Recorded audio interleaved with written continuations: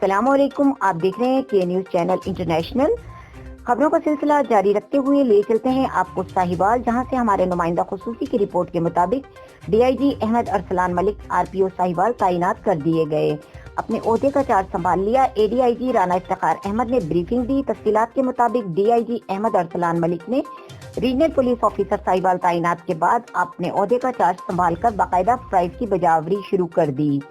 دفتر آمد پر تمام برانچوں کے ہیڈ صاحبان نے RPO احمد ارسلان ملک کا استقبال کیا۔ ADIG رانا افتخار احمد نے انہیں ساہیوال ریجن بارے تفصیلات بیان کی، بریفنگ دی۔ RPO نے دفتر کے تمام برانچوں کا معائنہ کرتے ہوئے پولیس افسران اور ملازمین کو COVID-19 سے متعلق عمل درآمد کرنے کی ہدایت بھی جاری کی۔